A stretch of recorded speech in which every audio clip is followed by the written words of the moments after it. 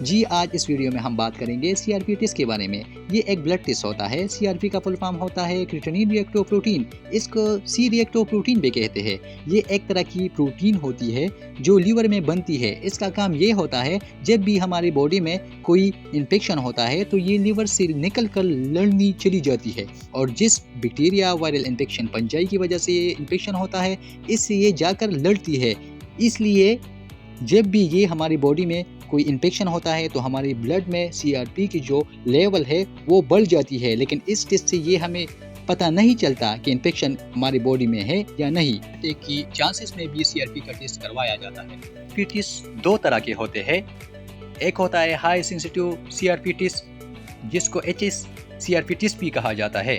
Test doctor उन मरीजों को करवाते हैं जिन मरीजों में हार्ट का मसला ज्यादा हो। टेस्ट से ये पता चलता है कि पेशेंट को हार्ट का मसला कितना है। दूसरा स्टैंडर्ड सीवीआर टेस्ट होता है। हमें ये पता चलता है कि पेशेंट में इन्फेक्शन कितना है और इन्फ्लेमेशन कितना है। दोनों टेस्टों का प्रोसीजर और इसकी यूजेस एक दूसरे से अलग अलग होती है। इन टेस्टों की नॉर्मल वैल्यू को देख लेते हैं। सबसे पहले हम देखते हैं कि एचएस-सीआरपी टेस्ट कब करवाए जाते हैं। किसी पेशेंट को कार्डियोवास्कुलर डिजीज हो तो इस पेशेंट को पाया जा सकता है। इसकी नॉर्मल वैल्यू को देखा जाए तो लेस देन 1 मिलीग्राम पर लीटर होता है।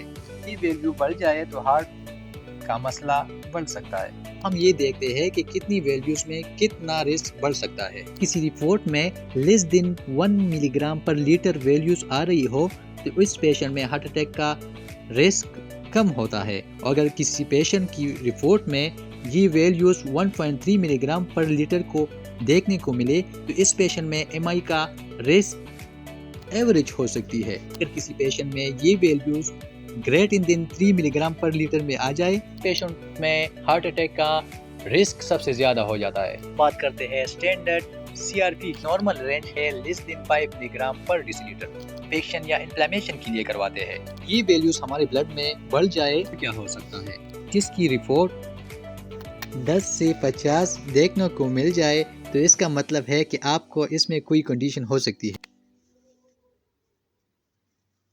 वायरल इन्फेक्शन हो गया, बैक्टीरियल इन्फेक्शन हो गया, फंगल इन्फेक्शन हो गई, रूमेटॉइड आर्थराइटिस हो गई, और प्रेगनेंसी में भी ये बढ़ सकती है। इसके अलावा अगर कोई फीमेल कंट्रोल पिल लेती है तो इस कंडीशन में भी सीआरपी का लेवल बढ़ सकता है। इसके अलावा लिवर डिजीज हो गई, किडनी डिजीज हो गई, सब में भी सीआरपी का लेवल बढ़ सकती है। लेकिन अगर सीआरपी की रिपोर्ट रिकॉर्ड में 50 से 100 मिलीग्राम पर डेसीलीटर के दरमियान में मिली तो इस पेशेंट को ब्लड कैंसर हो सकता है, मल्टीपल माइलोमा हो सकता है, लिम्फोमा हो सकता है।